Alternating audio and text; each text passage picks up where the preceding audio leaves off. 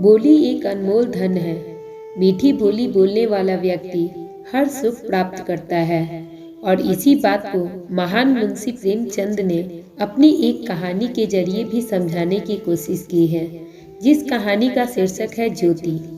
विधवा हो जाने के बाद बूटी का स्वभाव बहुत कटु हो गया था। जब बहुत जी जलता तो अपने मृत पति को कोसती, आप तो सिधार गए और मेरे लिए जंजाल छोड़ गए। जब इतनी जल्दी जाना ही था तो ब्याह न जाने किस लिए किया।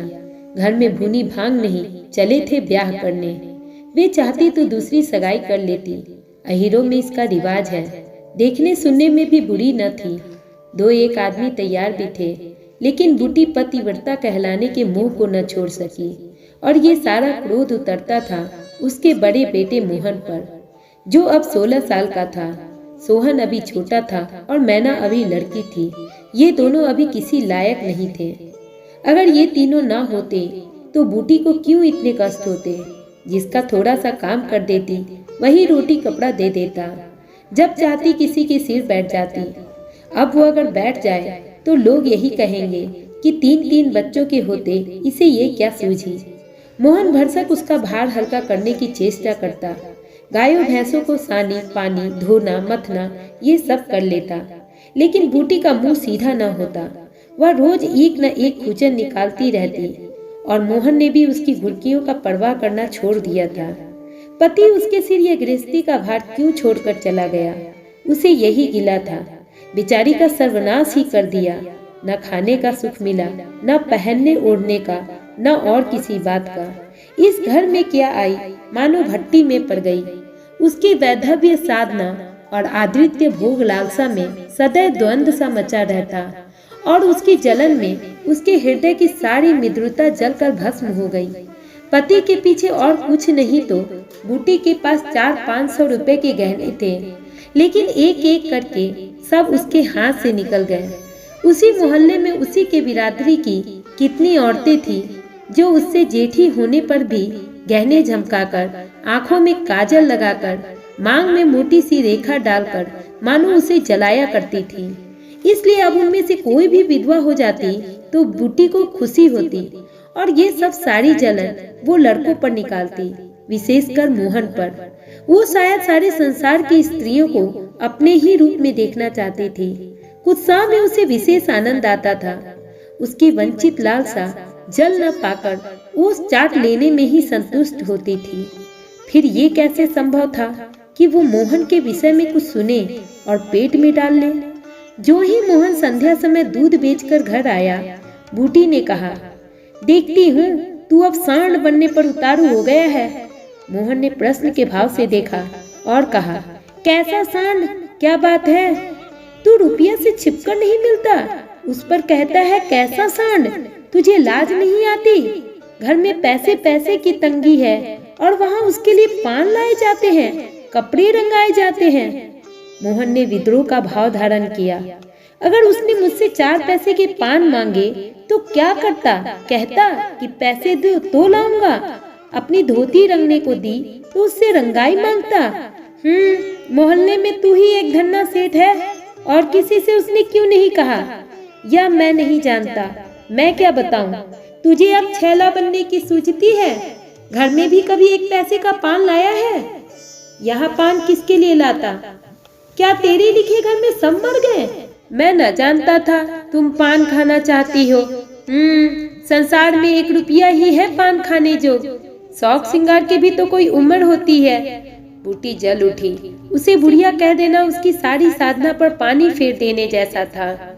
बुढ़ापे में उन साधनों का महत्व ही क्या, जिस त्याग और कल्पना के बल पर वह उन स्त्रियों के सामने सिर उठाकर चलती थी, उस पर इतना कुठरा आघात। इन्हीं लड़कों के पीछे उसने अपनी जवानी धूल में मिला दी। उसके आदमी को मरे आज 5 साल हुए, तब उसकी चढ़ती जवानी थी।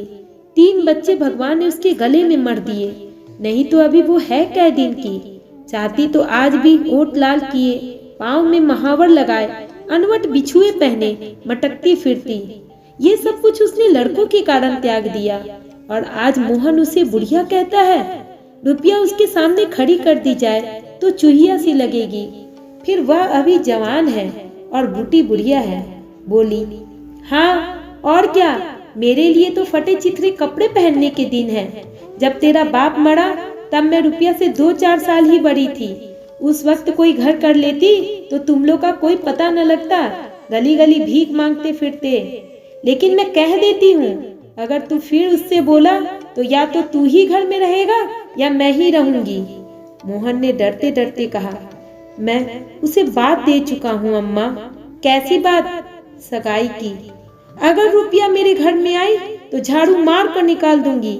ये सब उसकी माँ की माया है। वह कुटनी मेरे लड़के को मुझसे छीन लेना चाहती है। रांट से यह भी नहीं देखा जाता, चाहती है कि उसे सौत बनाकर मेरी छाती पर बैठा दे। मोहन ने व्यथित कंठ से कहा, अम्मा ईश्वर के लिए चुप रहो, क्यों अपना पानी आप खो रही हो? मैंने तो समझा था 4 दिन में मैना अपने घर चली जाएगी, तुम अकेली पड़ जाओगी, इसलिए उसे लाने की बात सोच रहा था। अगर तुम्हें बुरा लगता है तो जाने दो, तू आज से यही आंगन में सोया कर और गाय भैंसे बाहर पड़ी रहेंगी। पड़ी रहने दे, कोई डाका नहीं पड़ा जाता। मुझ पर तुझे इतना संदेह है? हाँ तो मैं यहाँ ना सोऊंगा, तो निकल जा घर से। हाँ तेरी यही इच्छा है तो निकल जाऊंगा।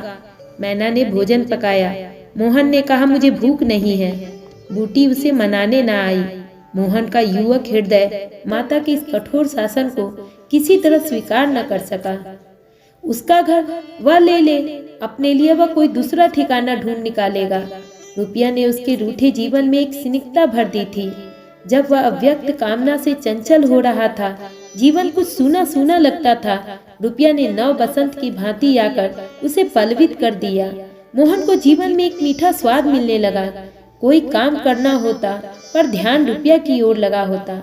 सोचता उसे क्या क्या दे दे वह प्रसन्न हो जाए। अब वो कौन मुंह लेकर उसके पास जाए? क्या उसे कहे कि अम्मा ने मुझे तुझसे मिलने को मना किया है? अभी कल ही तो बरगद के नीचे दोनों में कैसी कैसे बातें हुई थी। मोहन ने कहा था, रूपा तुम इतनी सुंदर हो, तुम्हारे 100 ग्राहक निकल आएंगे। मेरे घर में तुम्हारे लिए क्या रखा है? इस पर रुपया ने जो जवाब दिया था वो अब भी संगीत की तरह उसके प्राण में बसा था। मैं तो तुमको चाहती हूँ मोहन, अकेले तुमको, पर अगर तुम चौधरी हो जाओ तब भी मोहन हो, मजदूरी करो तब भी मोहन हो। उसी रुपया से वो ये कहे कि मुझे तुमसे कोई सरोकार नहीं है? नहीं, ये नहीं हो सकता। उसे घर की परवाह नहीं है। वह रुपनिया के साथ माँ से अलग रहेगा, इस जगह ना सही किसी दूसरे मोहल्ले में। इस वक्त भी रुपया उसकी राह देख रही होगी, कैसे अच्छे बीड़े लगाती है। कहीं अम्मा सुन पावे कि वो रात को रुपया के द्वार पर गया था तो प्राण ही दे दे प्राण। अपने भाग्य तो नहीं बखानती कि ऐसी देवी बहू मिली जाती है। ना जाने क्यों रुपया से इतनी चिढ़ती है। वह जरा पान खा लेती है, जरा साड़ी रंग कर पहनती है, बस यही तो। चूड़ियों की झनकार सुनाई दी। रुपनिया आ रही है। हाँ वही है।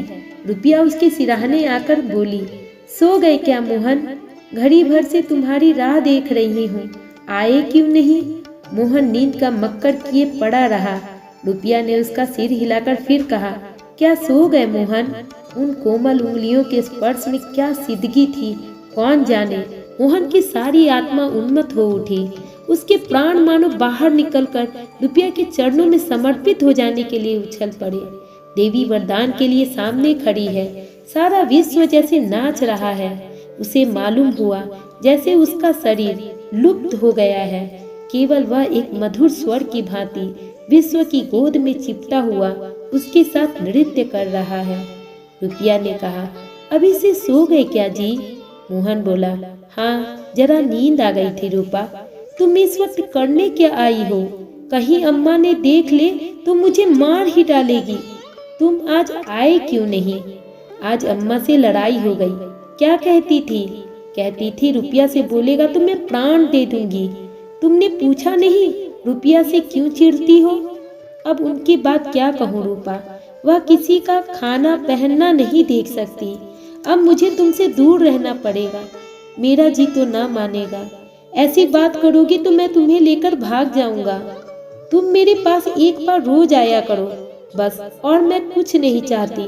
और अम्मा जो बिगड़ेगी तो मैं समझ गई, तुम मुझे प्यार नहीं करते। मेरा बस होता तो मैं तुमको अपने प्राण में रख लेता। इसी समय घर के किवाड़ खटके। रुपया भाग गई। मोहन दूसरे दिन सोकर उठा तो उसके हृदय में आनंद का सागर सा भरा हुआ था। वह सोहन को बराबर डांटता रहता था। सोहन आलसी था, घर के काम धंधे में जी न लगता था। मोहन को देखते ही वह साबुन छुपाकर भाग जाने का अवसर ढूंढने लगा। मोहन ने मुस्कुराकर कहा, अरे सुन, धोती बहुत मैली हो गई है सोहन, धोबी को क्यों नहीं दे देते। सोहन को इन शब्दों में स्नेह की गंध आई। धोबिन पैसे मांगती है तो पैसे अम्मा से क्यों नहीं मांग लेते। अम्मा कौन पैसे दिए देती है, तो मुझसे ले लो। यह कहकर उसने इकन्नी उसकी ओर फेंक दी। यह देखकर सोहन खुश हो गया। भाई और माता दोनों ही उससे धिक्कारते रहते। बहुत दिनों बाद आज उसे स्नेह की मधुरता का स्वाद मिला। इकन्नी उठा ली और धोती को वहीं छोड़कर गाय को खोल कर ले चला। मोहन ने कहा, रहने दो, मैं इसीलिए जाता हूँ। सोहन ने पघैया मोहन को देकर फिर पूछा, तुम्हारे लिए चिलम रख लाऊं? जीवन में आज पहली बार सोहन ने भाई के प्रति ऐसा प्रेम प्रकट किया था। इसमें क्या रहस्य है यह मोहन की समझ में नहीं आया। बोला, आग हो तो रख लाओ। मैना सिर के बाल खोले आंगन में बैठी घड़ौंदा बना रही थी। मोहन को देखते ही उसने घड़ौंदा बिगाड़ दिया और अंचल से बाल छुपाकर रसोई घर में बर्तन धोने चली गई। मोहन ने पूछा, क्या खेल रही थी मैना? मैना डरी हुई बोली, कुछ नहीं। अरे तू तो बहुत अच्छे घड़ौंदे बनाती है, जरा बना देखूं तो। मैना का रुआंसा चेहरा खिल उठा। प्रेम के शब्द में कितना जादू है, मुंह से निकलते ही जैसे सुगंध भर दे। जिसने सुना उसका हृदय खिल उठा। जहाँ भय था वहाँ विश्वास चमक उठा। जहाँ कटुता थी वहाँ अपनापा अच्छा लग पड़ा। चारों ओर चेतना दौड़ गई। कहीं आलस्य नहीं, कहीं खिन्नता नहीं। मोहन का हृदय आज प्रेम से भरा हुआ है। उसमें सुगंध का विकर्षण हो रहा है। मैना घड़ौंदा बनाने बैठ गई। मोहन ने उसके उलझे हुए बालों को सुलझाते हुए कहा, तेरी गुड़िया का ब्याह कब होगा मैना? न्योता दे, कुछ मिठाई खाने को मिले। मैना का मन आकाश में उड़ने लगा। अगर भैया पानी मांगे तो वह लोटे को राख से खूब चमाचम करके पानी ले जाएगी। अम्मा पैसे नहीं देती। गुड्डा तो ठीक हो गया है, टीका कैसे भेजूं? कितने पैसे लेगी? 1 पैसे के पतासे लूंगी और 1 पैसे का रंग। जोड़े तो रंग जाएंगे ही, तो 2 पैसे में तेरा काम चल जाएगा। हाँ, 2 पैसे दे दो भैया, तो मेरी गुड़िया का ब्याह धूमधाम से हो जाए। मोहन ने 2 पैसे हाथ में लेकर मैना को दिखाए। मैना लपकी। मोहन ने हाथ ऊपर उठाया। मैना ने हाथ पकड़कर नीचे खींचना शुरू किया। मोहन ने उसे गोद में उठा लिया। मैना उससे पैसे ले लिए और नीचे उतरकर नाचने लगी। फिर अपनी सहेलियों को विवाह का न्योता देने के लिए भागी। उसी वक्त बूटी गोबर का झावा लेकर आ पहुंची। मोहन को खड़े देखकर कठोर स्वर में बोली, अभी तक मटर गश्ती ही हो रही है, भैंस कब दूही जाएगी? आज बूटी को मोहन ने विद्रोह भरा जवाब न दिया, जैसे उसके मन में माधुर्य का कोई सोता सा खुल गया हो। माता को गोबर का बोझ लिए देखकर उसने झावा उसके सिर से उतार लिया। बूटी ने कहा, रहने दे, जाकर भैंस दूह, मैं तो गोबर लिए जाती हूँ। अम्मा, तुम इतना भारी बोझ क्यों उठा लेती हो? मुझे क्यों नहीं बुला लेती? माता का हृदय वात्सल्य से गदगद हो उठा। तू जा, अपना काम देख, मेरे पीछे क्यों पड़ा है? गोबर निकालने का काम मेरा है। दूध कौन दुहेगा? वो भी मैं करूँगा। तू इतना बड़ा जोधा कि सारे काम कर लेगा? जितना कहता हूँ उतना कर लूंगा, तो मैं क्या करूँ? तुम लड़कों से काम लो, जो तुम्हारा धर्म है। मेरी सुनता है कोई? आज मोहन बाजार से दूध पहुंचा कर लौटा तो पान, कत्था, सुपारी, एक छोटा सा पानदान और थोड़ी सी मिठाई लाया। बूटी बिगड़ कर बोली, आज पैसे कहीं फालतू मिल गए थे क्या? इस तरह से उड़ाएगा तो कै दिन निवाह होगा? मैंने तो 1 पैसे नहीं उड़ाया माँ। पहले मैं जानता था कि तुम पान खाती ही नहीं, अब मैं पान खाऊंगी। हाँ, जिसके 2-2 जवान बेटे हों, क्या वो इतने भी शौक पूरे ना करे? बूटी के सूखे कठोर हृदय में कहीं से हरियाली निकल आई। एक नन्ही सी कोपल थी, उसके अंदर इतना रस था। मिठाई तो लड़के के लिए लाया था अम्मा। और तू तो बूढ़ा हो गया है। क्यों, इन लड़कों के सामने तो बूढ़ा ही हूँ, लेकिन मेरे सामने तो लड़का ही है। मोहन ने मिठाई ले ली। मैना ने मिठाई लेकर गप से मुंह में डाल ली। वह केवल मिठाई का स्वाद जीभ पर छोड़कर कब की गायब हो चुकी थी। मोहन को ललचाई आंखों से देखने लगी। मोहन ने आधा लड्डू तोड़कर मैना को दे दिया। एक मिठाई दोनों में बची थी। बूटी ने उसे मोहन की तरफ बढ़ाकर कहा, लाया भी तो इतनी सी मिठाई, ये ले ले। मोहन ने आधी मिठाई मुंह में डालकर कहा, वह तुम्हारा हिस्सा है अम्मा। तुम्हें खाते देखकर मुझे जो आनंद मिलता है उसमें मिठास से ज्यादा स्वाद है। उसने आधी मिठाई सोहन और आधी मोहन को दी। फिर पानदान खोलकर देखने लगी। आज जीवन में पहली बार उसे यह सौभाग्य प्राप्त हुआ है। धन्य बाघ की पति के राज में जिस विभूति के लिए तरसती रही, वह आज लड़कों के राज में मिली। पानदान में कई कुलियां हैं और देखो, दो छोटी छोटी चिमचियां भी है। ऊपर कड़ा लगा हुआ है, जहाँ चाहो लटका कर ले जाओ। ऊपर की तस्तरी में पान रखे जाएंगे। जो ही मोहन बाहर चला गया, उसने पानदान को मांज धोकर उसमें चूना कत्था भरा, सुपारी काटी और पान को भिगोकर तस्तरी में रखा। तब एक बीड़ा लगाकर खाया। उस बीड़े के रस ने जैसे उसके वैधव्य की कटुता को स्निग्ध कर दिया। मन की प्रसन्नता व्यवहार में उदारता बन जाती है। अब वह घर में नहीं बैठ सकती थी। उसका मन इतना गहरा नहीं कि इतनी बड़ी विभूति उसमें जाकर गुम हो जाए। एक पुराना आईना पड़ा हुआ था। उसने उसमें मुंह देखा। होठों पर लाली है। मुंह लाल करने के लिए उसने थोड़े ही पान खाया है। तभी धनिया ने कहा, काकी तनिक रस्सी दे दो। कल बूटी ने साफ कह दिया होता, मेरी रस्सी गांव भर के लिए नहीं है। रस्सी टूट गई है तो बनवा लो। आज उसने धनिया को रस्सी निकालकर प्रसन्न मुख से दे दी और सद्भाव से पूछा, लड़के के दस्त बंद हुए कि नहीं धनिया? धनिया ने उदास मन से कहा, नहीं काकी, आज तो दिन भर दस्त आए, जाने दांत आ रहे हैं। पानी भर ले तो जरा चलकर देखूं, दांत ही है या कोई और फसाद है। किसी की नजर वजर तो नहीं लगी? अब क्या जाने काकी, कौन जाने किसकी आंख फूटी हो। चंचल लड़कों को नजर का बड़ा डर रहता है। जिसने चमकार कर बुलाया, झट उसकी गोद में चला गया। ऐसा हंसता है कि तुमसे क्या कहूँ। कभी कभी माँ की भी नजर लग जाया करती है। हैं नोज काकी, भला कोई अपने लड़के को नजर लगाएगा? यही तो तू समझती नहीं, नजर आप ही लग जाती है। धनिया पानी लेकर आई तो बूटी उसके साथ बच्चे को देखने चली गई। तू अकेली है? आजकल घर के काम धंधे में बड़ा अंडस आता होगा। नहीं काकी, रुपिया आ जाती है, घर का कुछ काम कर देती है, नहीं तो मेरी मरण को हो जाता। बूटी को आश्चर्य हुआ। रुपिया को उसने केवल तितली समझ रखा था। रुपिया?